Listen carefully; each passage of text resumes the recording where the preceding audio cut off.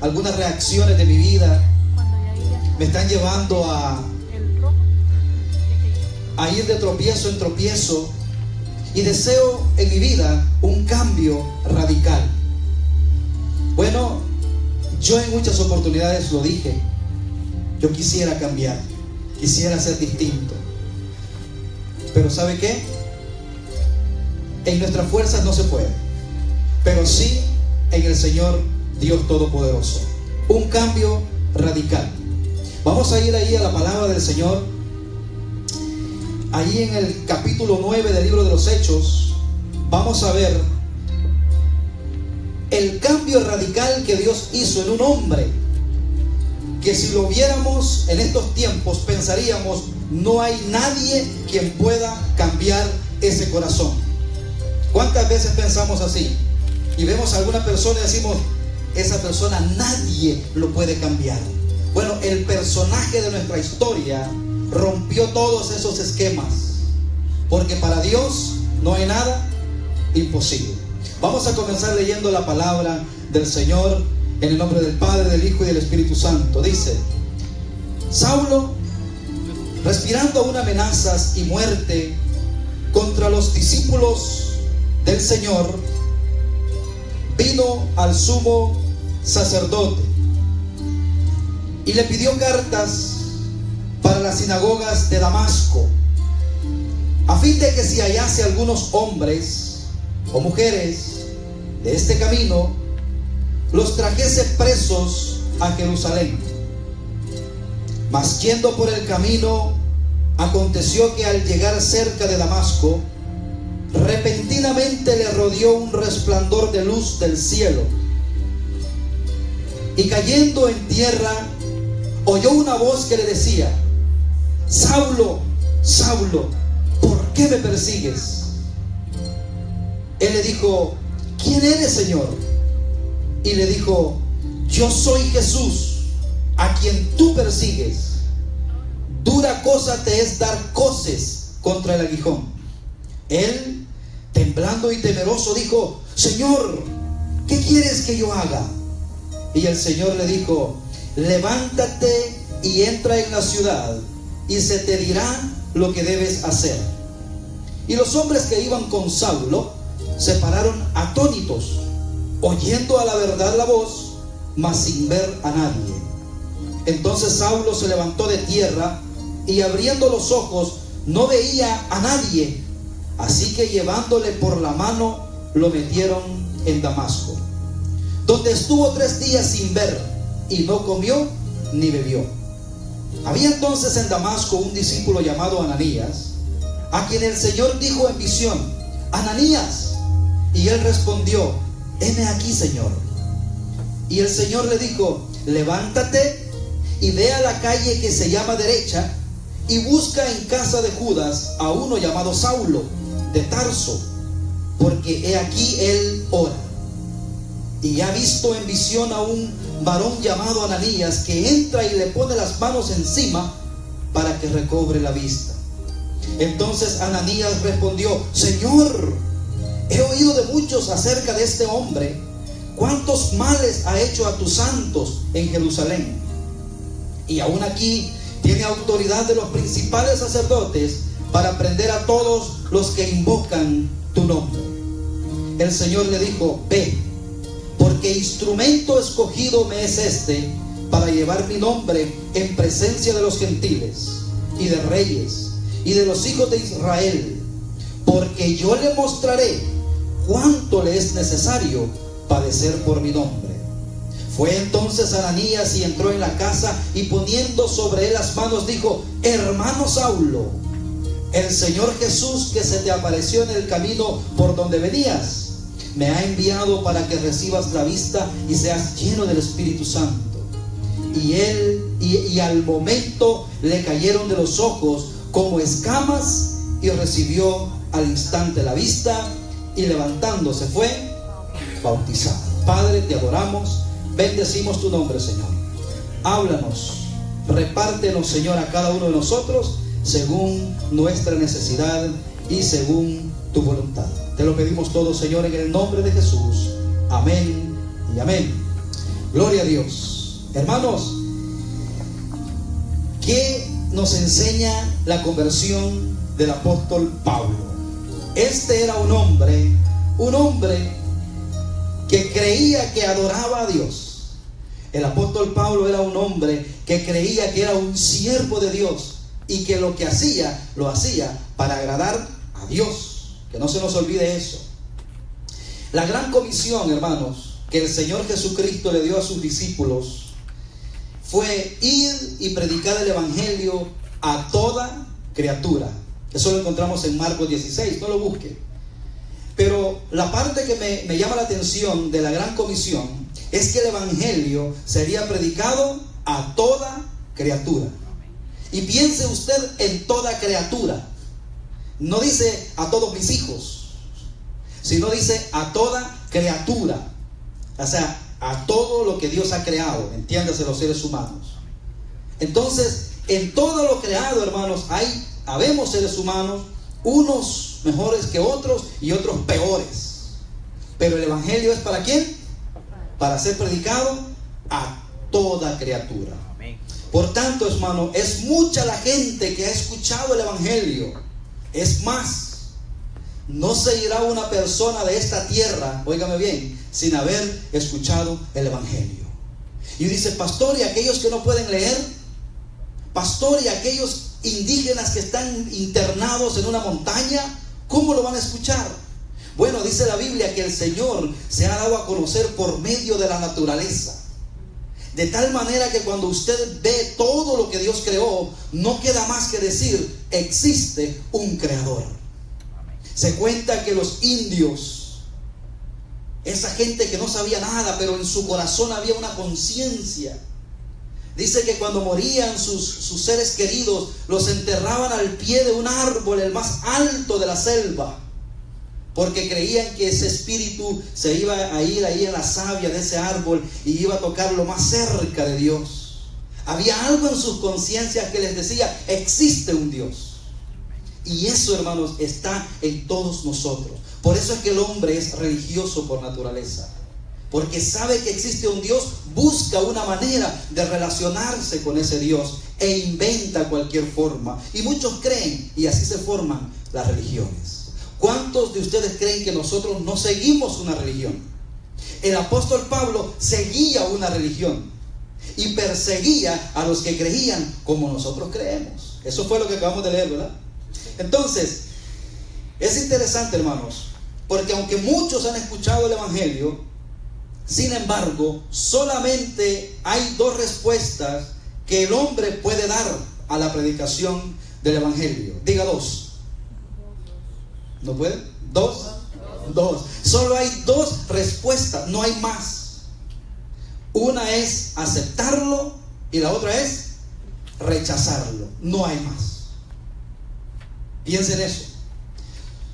Se dice que Juan Wesley, un teólogo inglés, recibía en su casa a los jóvenes predicadores que iban a los campos blancos, que iban a ser enviados, los mandaban a prueba para predicar, y él los acogía en su casa. Y cada tarde, cuando estos jóvenes regresaban, este misionero les hacía dos preguntas.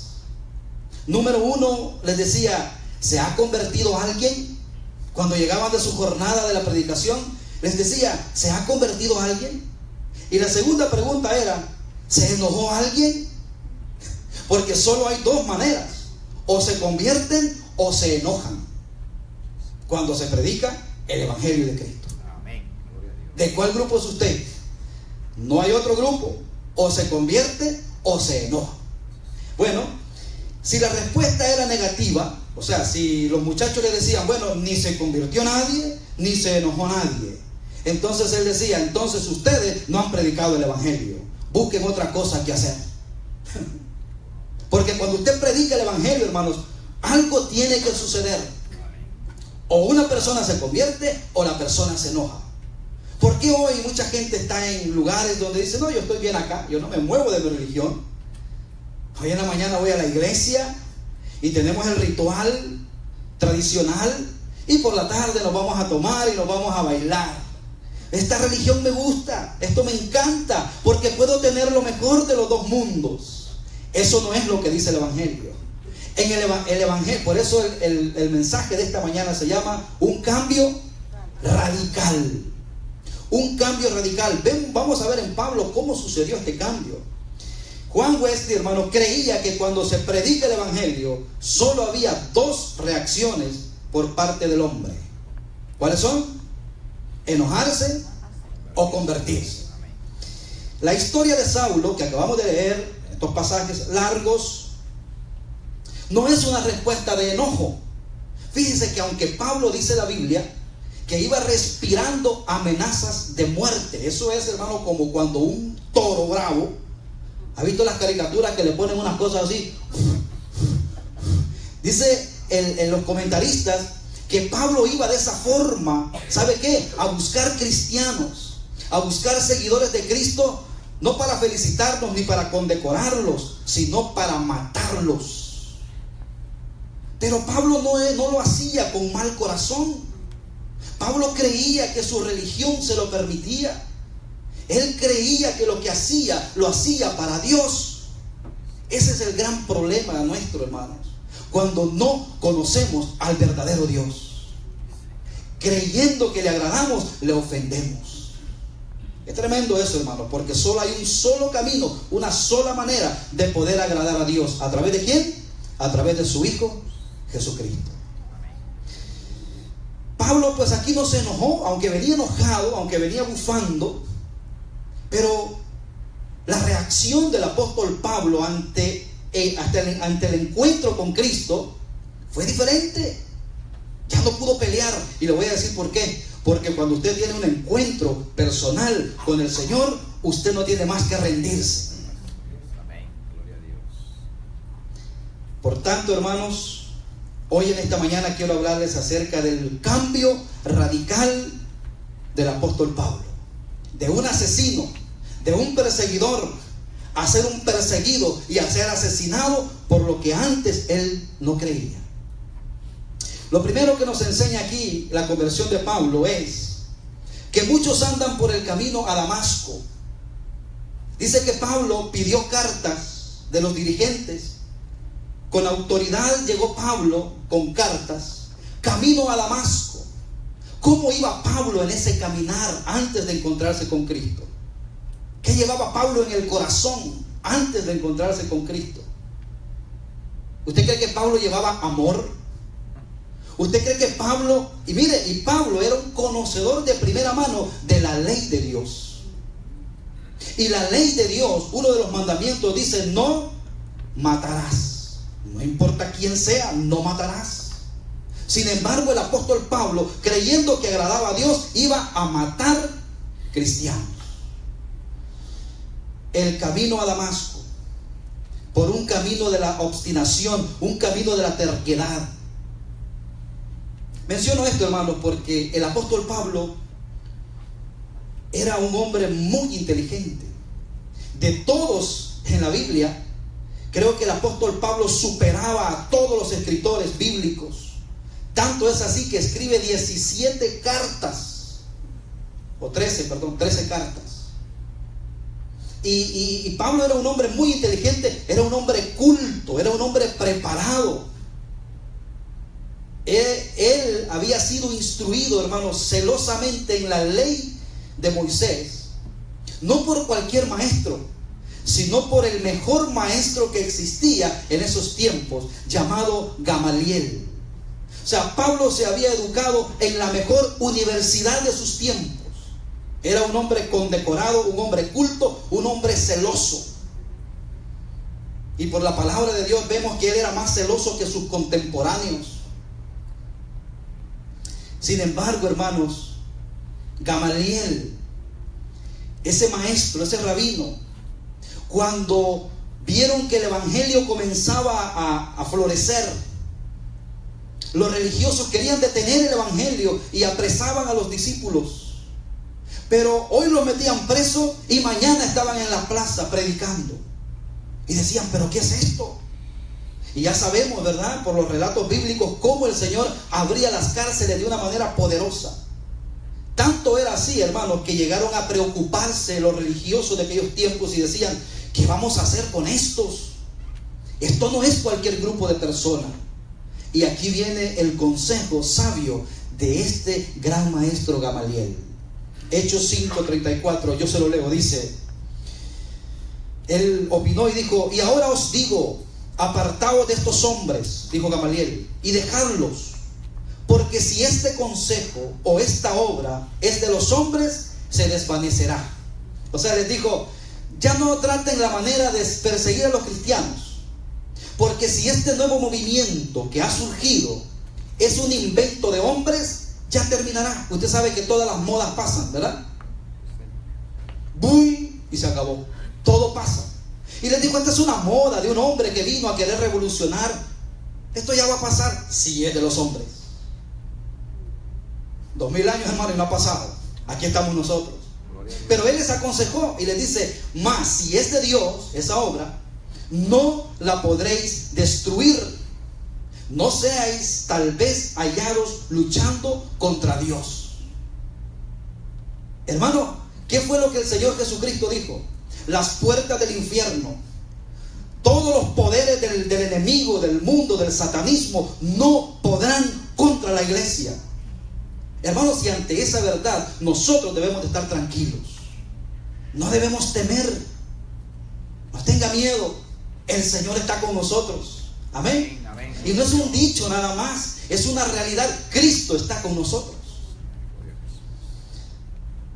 Ese fue el consejo que dio el maestro del apóstol Pablo, Gamaliel. Un hombre entendido en la palabra. ¿Y sabe qué? Pablo no siguió el consejo de su maestro, porque Pablo quería él acabar con esa secta que él decía que era una secta. Y por eso vemos a Pablo bufando, queriendo matar a los cristianos. No siguió el consejo de su maestro, sino que estaba decidido a exterminar el cristianismo a como diera lugar. Hoy, más que nunca, se ha levantado una persecución contra nosotros. En el Medio Oriente se está viendo y vendrá hasta nosotros, hermanos. Pero ¿sabe qué? Como decía nuestra hermana, si vivimos, para Él vivimos. Y si morimos, para Él morimos. Sea que vivamos o sea que muramos, somos. Esa sola frase, hermanos, ya nos debería de poner a saltar de felicidad. No importa lo que pase, si usted está en el Señor. Saulo, hermanos, no compartía el espíritu tolerante de su maestro Gamaliel. Muchos, como Saulo, caminan por ese camino de la obstinación. No entienden razones. Quieren hacer las cosas como ellos dicen. Así era el apóstol Pablo. No, mi maestro Gamaliel dice que si es de Dios o no. No, pero yo quiero hacer las cosas como yo digo. Y a la hora que ellos dicen, y porque ellos lo dicen. Así era el apóstol Pablo. Ese es el camino a Damasco. Un camino de la terquedad. No escuchan el consejo de los sabios. Estas personas tercas, como estaba Pablo en ese camino, son las que defienden su estilo de vida, su opinión, sin reflexionar si tienen o no razón. Fíjense que este tipo de personas obstinadas, a la larga, llegan a perder, número uno, lo primero que pierden son amigos. Lo segundo que pierden es la familia. Y lo tercero, hermanos, y lo más peligroso que la obstinación puede hacer perder a una persona, es su alma. Hay un himno que el pastor donde yo me convertí cantaba y le gustaba mucho, y a mí se me quedó grabado, que dice: perder los bienes es mucho, perder la salud es más, pero perder el alma es pérdida tal que no se recobra jamás. Usted pierde dinero, la otra semana viene otro poquito. Usted pierde su salud por un momento y viene la recuperación. Pero si usted pierde su alma, eso no lo podrá recuperar jamás. Y qué bonito que lo está escuchando de este lado de la eternidad. Porque si se llega a dar cuenta del otro lado de la eternidad, it's too late. Muchos como Pablo, hermanos, andan por un camino de odio. Pablo llevaba odio en el corazón. Saulo era como Hitler. Hitler quiso exterminar a todos los judíos. Tenía un odio por el pueblo de Dios. Bueno, Pablo era igual. Tenía un odio, quería exterminar. Es más, hermanos, cuando mataron al primer cristiano, dice que Pablo estaba allí. Y dice que las ropas de ese hombre, Esteban, fueron tirados a los pies de Pablo. Esa expresión quiere decir y Pablo dice que él dio la orden. ¿Sabe qué significa eso? Una autoridad. Porque cuando una persona bajo autoridad decía, eso era, ya, había que matarlo. Dice, y cuando lo ejecutaban, dijo Pablo, yo di la orden. O sea, Pablo era un asesino. Saulo, hermanos, era tremendo. Vamos a ver qué dice el texto en el versículo 1. Respirando aún amenazas y muerte contra los discípulos del Señor. Respirando amenazas y muerte. La amenaza, hermanos, era como el oxígeno del apóstol Pablo. El odio que tenía el apóstol Pablo era su respiración. Vivía en ese tiempo para amenazar y para matar. Para el pueblo judío, hermanos, la palabra respirar conlleva la idea de un juicio divino, dirigido principalmente contra los enemigos de un Dios. O sea, que cuando dice que Pablo iba respirando, era como una ráfaga del aliento de Dios, según él. Porque mire lo que dice 2 de Samuel 22:16. Entonces aparecieron los torrentes de las aguas y quedaron al descubierto los simientes del mundo, a la respiración, a la reprensión de Jehová por el soplo del aliento de su nariz. Este es un canto de victoria, es parte de una alabanza que David canta por la victoria. Pero miren lo que dice al final, por el soplo del aliento de su nariz. O sea que Pablo decía, Dios me envía, yo soy un mensajero de Dios para destruir esta secta. Lo que él no sabía era que ese era el pueblo de Dios. Pablo no pensaba en otra cosa, hermanos. Aborrecía lo que los cristianos predicaban. Hechos 26:11 dice: y muchas veces castigándolos en todas las sinagogas los forcé a blasfemar, y enfurecido sobremanera contra ellos los perseguí hasta en las ciudades extranjeras. Eso era lo que había en el corazón de Pablo. Pablo se creía defensor de la tradición dada por sus padres. Lamentablemente, hermanos, muchos siguen este camino de odio. Como Saulo, están dispuestos a matar por su religión. Hermano, ¿usted cree que el Dios que nosotros creemos nos puede llevar a matar por defenderlo a Él? Si usted es un verdadero cristiano, eso no cabe en la mente de un cristiano. ¿Cómo yo voy a matar a otro solo porque no cree en mí? Bueno, las religiones radicales hacen eso. Tú no crees, te mato. Y a través de la historia hemos visto, hermanos, cómo las religiones se han impuesto. El que no cree hay que matarlo. Y Pablo era de esos. Son muy religiosos, pero equivocados. Porque la palabra dice en Éxodo 20:13, ¿verdad? No matarás. El odio, hermanos, es veneno para nosotros mismos y para quienes nos rodean. El odio no es nada más que la falta de amor. Ojo con eso, hermano. Cuando dice yo te odio, bueno, eso es falta de amor. Y eso es lo que había en el apóstol Pablo. En el odio, hermano, hay guerras, hay conflictos y hay venganzas. Ese era el camino que Pablo llevaba. El amor es lo que realmente conquista al mundo, no el odio.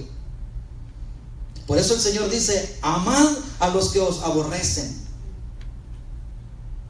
Si usted viene y le pide disculpas a una persona que lo golpeó, ¿qué cree usted que va a pensar esa persona?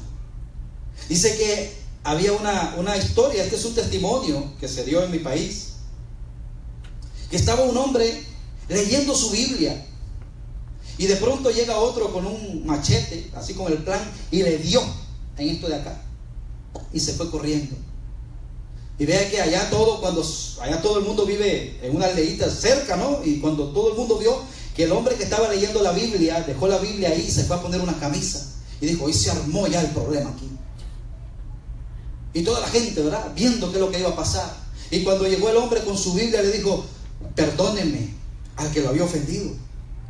Le dijo, ¿por qué me pide perdón? Le dijo, algo tuve que haber hecho yo que le molestó tanto que usted me vino a golpear.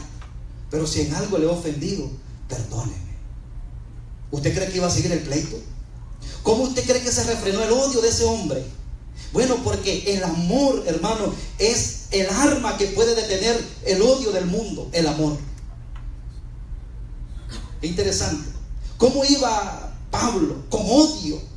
Y se encontró, no con amor, sino que se encontró con el amor que es Cristo Jesús.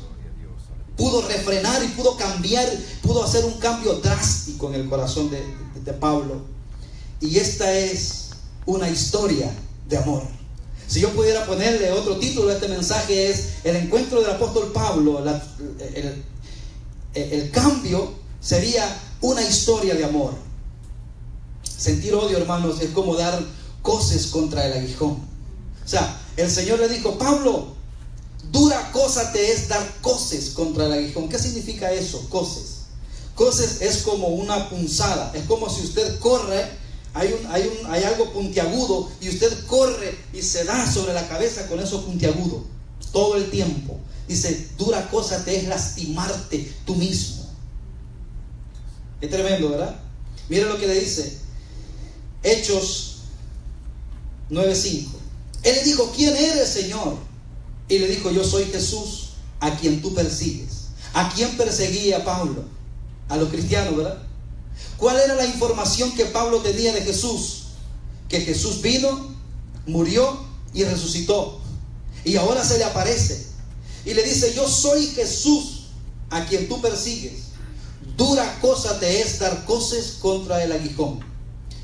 Muchos hermanos, al igual que Pablo, se conducen por ese camino de la prepotencia. Siempre luchando ahí. Saulo no estaba contento con haber sacado a los cristianos de Jerusalén, porque acuérdense que hubo una persecución y fueron esparcidos. Pero no contento con eso, fue y lo buscó donde quiera que estuvieran. Mire el 2. Le pidió cartas para las sinagogas de Damasco, a fin de que si hallase algunos hombres o mujeres de este camino, los trajese presos a Jerusalén. Pablo, mis queridos hermanos, estaba dispuesto a viajar mucho para matar a los cristianos. Lamentablemente, hermanos, muchos usan la autoridad. Pablo tenía autoridad, pero la usan de una manera equivocada. La usan para perjudicar a los demás. Eso se llama prepotencia, ¿verdad? Una persona puede ser prepotente por su fuerza o por su poder. Por ejemplo, hay personas que tienen comodidades económicas y piensan que el dinero les da el poder para humillar a otros. Eso es prepotencia. Social, puede ser que sean de un estrato social más alto y eso a veces los lleva a humillar a otras personas. Física, es decir, pueden ser personas más fuertes, más robustas, que tengan de menos a los demás. Pero, hermanos, la parte más terrible es el abuso religioso.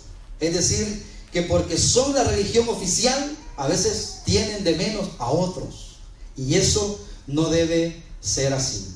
Mire, si en algo podemos usar el poder de una forma productiva, es el poder de Dios para que los hermanos, para que los que nos escuchan puedan ser transformados por ese poder. ¿Qué dice Romanos 1:16?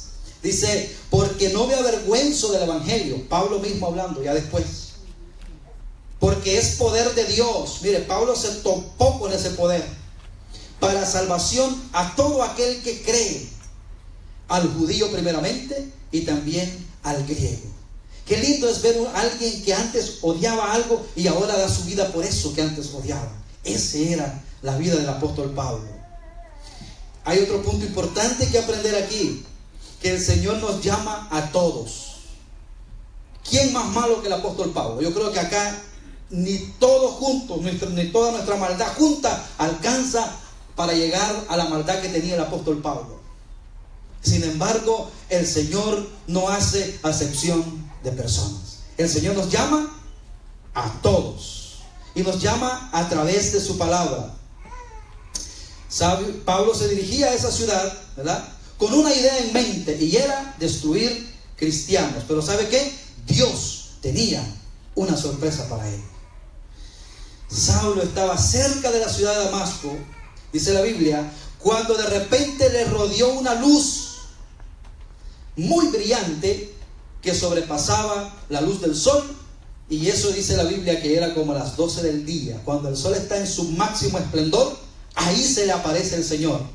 Pablo, hermano, más adelante, dando su testimonio, porque se acuerdan que en la parte que leímos dice que Pablo iba a llevar el nombre ante reyes, el nombre de Jesús ante los reyes. ¿De qué forma Pablo podía llegar ante los reyes? ¿Sabe cómo? En calidad de preso. O sea que Dios usó todas esas cárceles, todas esas prisiones para que él pudiera llegar ante los reyes. Y aquí vemos en el Hecho 26:13 que Pablo da su testimonio, y en su testimonio de su defensa les predica el evangelio.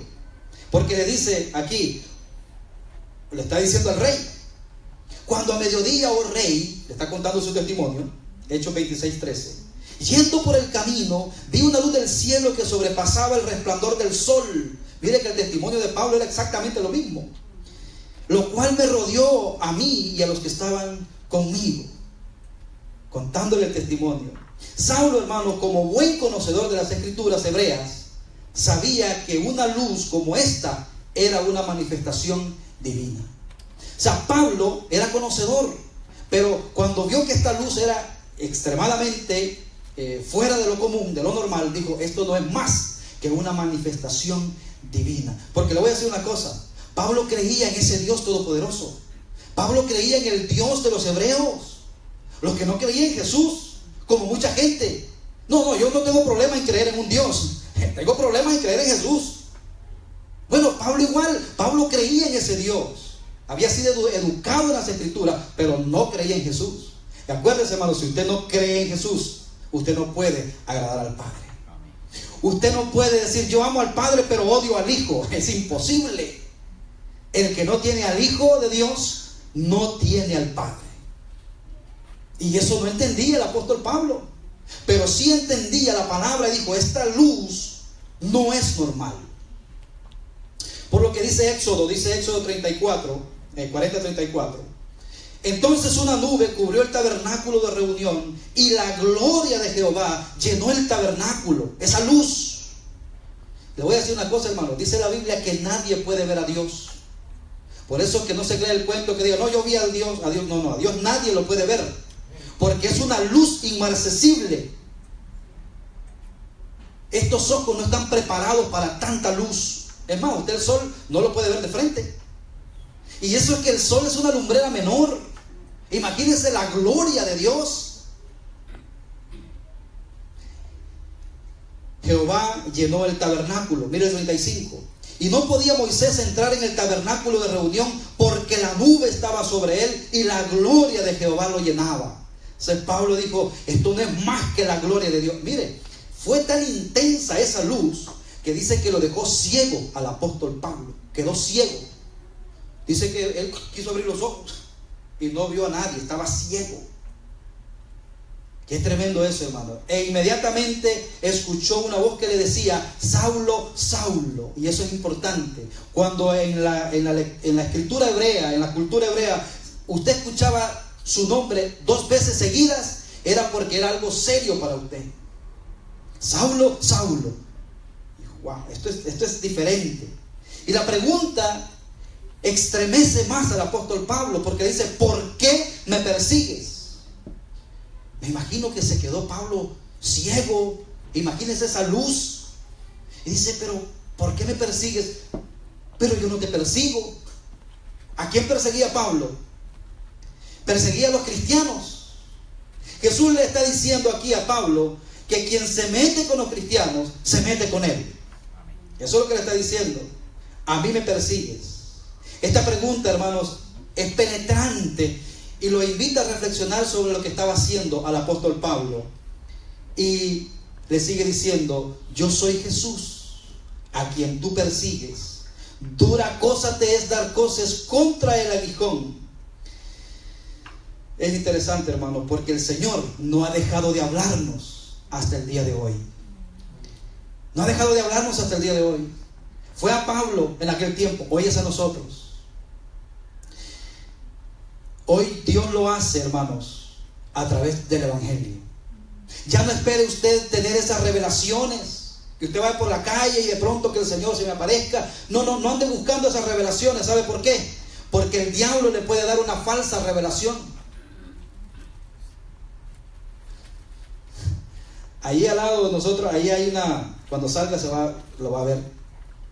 Hay una pintura, hay una parte de repello que han hecho ahí en frente de ese edificio. Y tiene la imagen de una virgen. Y creo que a más de alguna persona se le ha ocurrido eso.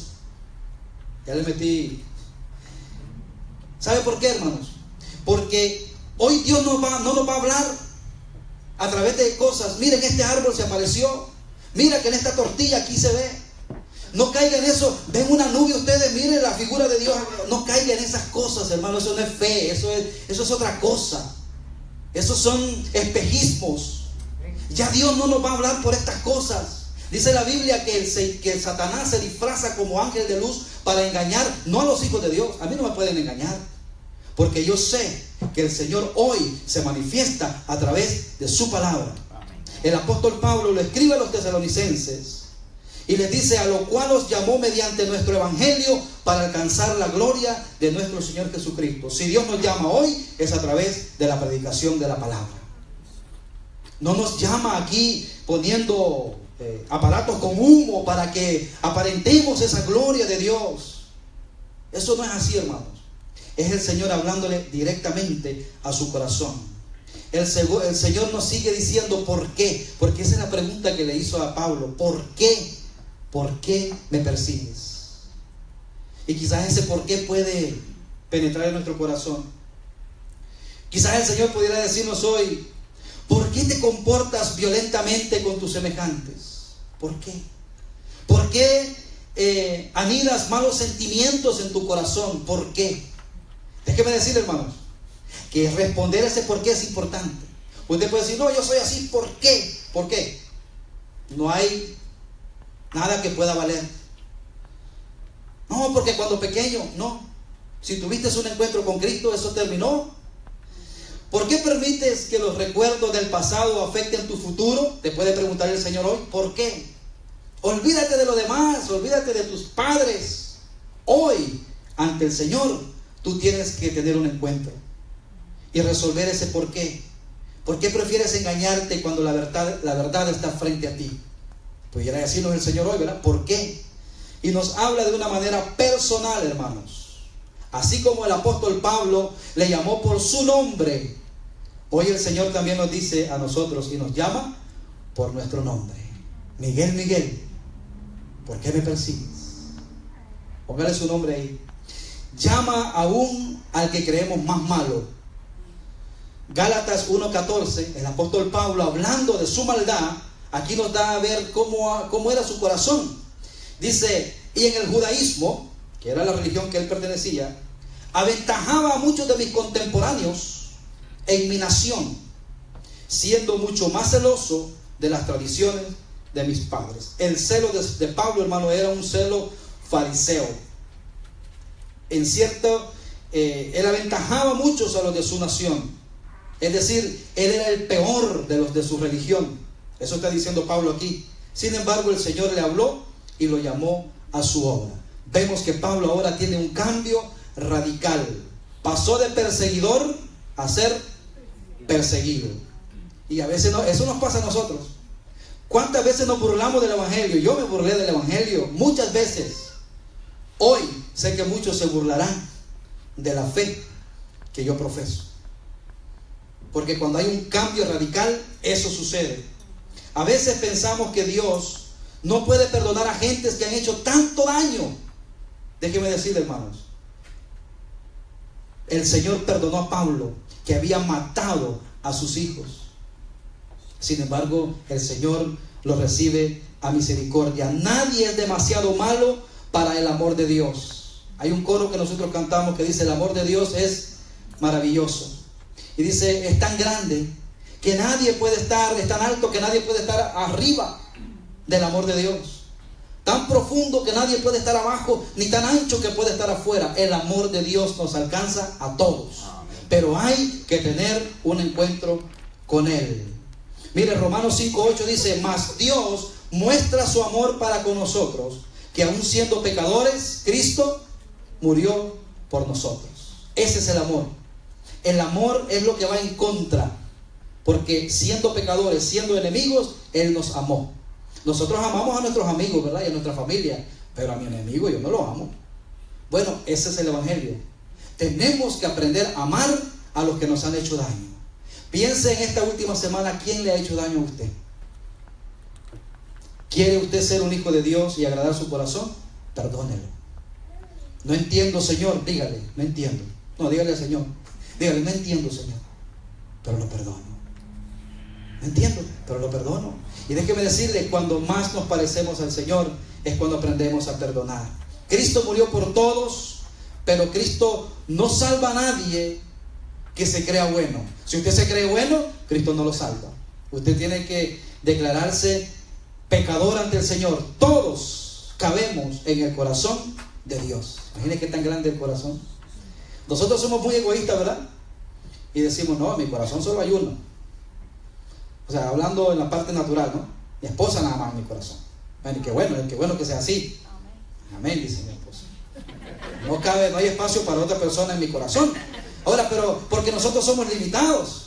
Pero el amor de Dios, en el corazón de Dios, ahí cabemos todos. Y todavía sobra. Que el amor de Dios es maravilloso. Ahora ya para ir dándole el final a esto, dice que no hay bendición sin rendición. Ojo, hermano, no hay bendición sin rendición. Es tremendo esto. Con seguridad, hermanos, no sabemos si Saulo iba a pie o Pablo iba en un caballo. La Biblia no lo dice, ¿verdad? No sabemos. Pero Pablo se rindió, de alguna manera cayó, se humilló, llegó abajo. Pablo, hermanos, dice que fue derribado. La luz lo derribó. Mire, Hechos 9:4 dice: cayó en tierra. Cayó en tierra. Qué tremendo, porque cuando dice la expresión que Pablo iba y cayó en tierra, no está tanto diciendo que si iba o no en un caballo. Lo que está diciendo es que Pablo volvió al lugar donde todo hombre procede. Para que haya una rendición y haya un cambio radical, usted tiene que humillarse y caer al piso. Humillarse ante el Señor. Entre más despegado del suelo una persona esté, más grande será la humillación. Entre más grande usted se crea, más grande tiene que ser su humillación. Imagínense cómo era el ego del apóstol Pablo. Tenía que haber sido algo estrepitoso para poder cambiar ese corazón. Pablo cae derribado al piso. Saulo tenía que entender, hermano, que en la presencia de Dios solo hay una postura que tenemos que tener, y es a través de nuestras rodillas. Ante la presencia de Dios todos tenemos que humillarnos. Más adelante Pablo les escribe a los filipenses y les dice: para que en el nombre de Jesús se doble toda rodilla de los que están en el cielo, en la tierra y debajo de la tierra. En el nombre de Jesús. Yo me imagino que Pablo, cuando escribe esto a los filipenses, se recuerda: yo tuve que arrodillarme, yo tuve que ser humillado en el nombre de Jesús. Es tremendo, ¿verdad? Uno tiene que entender y mostrar respeto espiritual, hermano. Saulo en tierra, rodeado de luz, y a la voz del Señor que decía: Saulo, Saulo, ¿por qué me persigues? ¿Qué respuestas, hermanos, le da el Señor? Yo soy Jesús a quien tú persigues. Estas palabras cayeron como una bomba en el corazón del apóstol Pablo. Yo soy Jesús a quien tú persigues. Uno tiene que estar dispuesto a obedecer. ¿Qué es lo que dice Pablo, hermanos? En el 9:6 dice: por eso es que temblando y temeroso dijo: Señor, ¿qué quieres que yo haga? Mire el apóstol Pablo, un hombre férreo, decir: no, yo voy a ir, llevo cartas, voy a matar. llevaba él llevaba una agenda de lo que iba a hacer. Esa agenda, cuando usted se encuentra con Cristo, desaparece.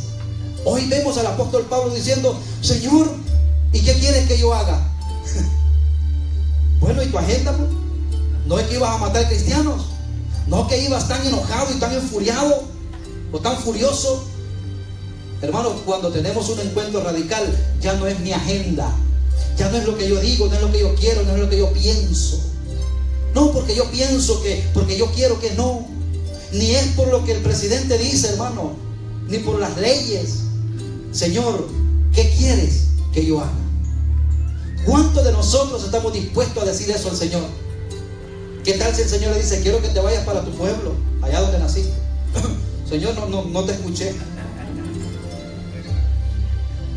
Hermano, ¿usted está dispuesto a irse para su pueblito donde Dios? No me lo conteste, yo tendría que pensarlo mucho. Pero aquí Pablo le está diciendo: Señor, ¿qué quieres que yo haga? Y lo que el Señor le dijo, eso hizo Pablo. Y mire lo que el Señor le dice: levántate y entra en la ciudad y se te dirá lo que debes hacer. No que iba para esa ciudad a matar. Ahora tú entra en la ciudad y ahí se te va a decir, Pablo, qué es lo que tienes que hacer. Cuando usted viene a la iglesia, cuando usted viene a Cristo, ya no son sus deseos. Ahí se le va a decir qué es lo que tiene que hacer. Cuando usted viene aquí a la iglesia, usted no viene a decir: pastor, dígame algo bonito para rascar mi oído. No. Aquí el Señor le va a decir a usted qué es lo que usted tiene que hacer.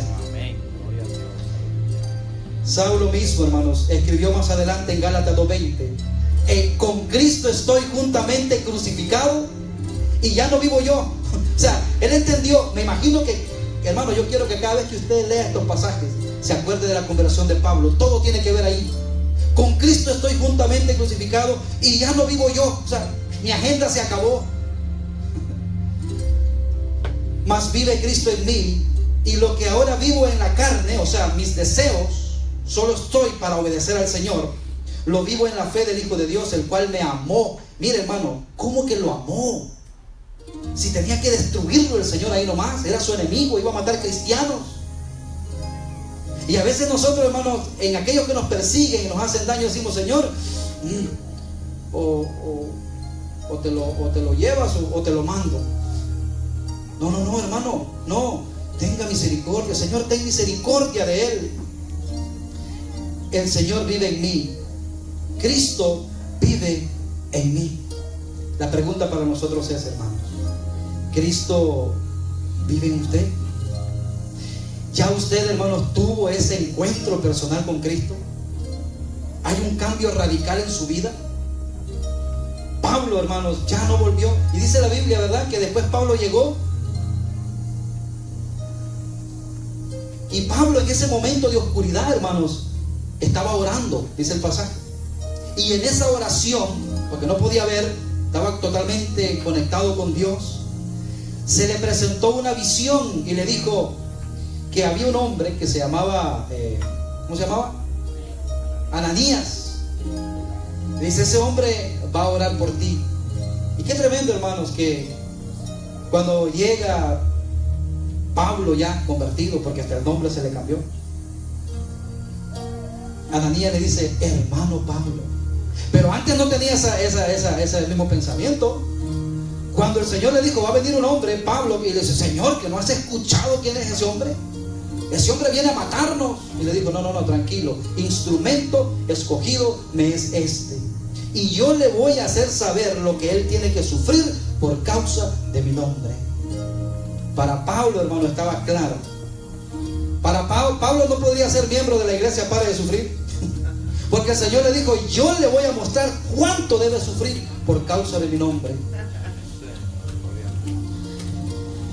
Conclusión: hemos visto, hermanos, que la conversión de Saulo nos enseña, número uno, que muchos andan por el camino a Damasco, camino de odio. Cambie. Número dos, que el Señor llama a todos. Todos cabemos en el corazón de Dios. Número tres, que no hay bendición sin rendición. Pablo tuvo que ser humillado. y caer al polvo de donde venimos todos, hermanos. Lo que Dios hizo con Saulo y a través de él puede hacer también hoy con nosotros. Vamos a cerrar nuestros ojos. Y quizá usted nunca ha tenido un encuentro así radical con el Señor, pero el testimonio de nuestro hermano Pablo puede fortalecerlo y pensar y decir: ¿será que Dios a mí también me acepta? Sí, Dios lo anda buscando a usted.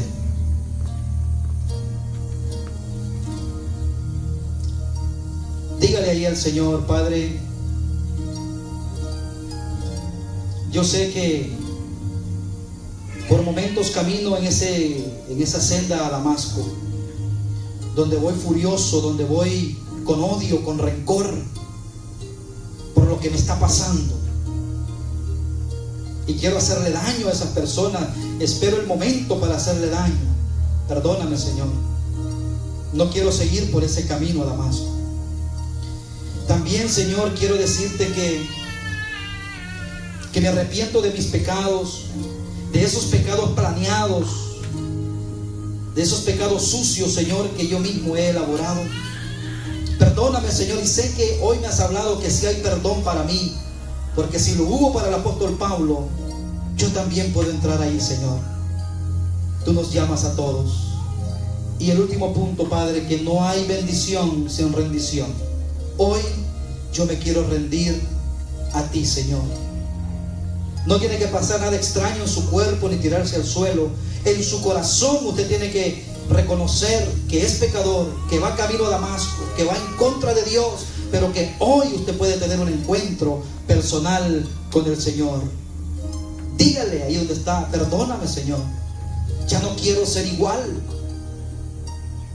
Solo tú me puedes transformar como transformaste al apóstol Pablo. En tus manos, Señor, encomiendo mi vida, en el nombre de Jesús. Amén y amén. Gloria a Dios.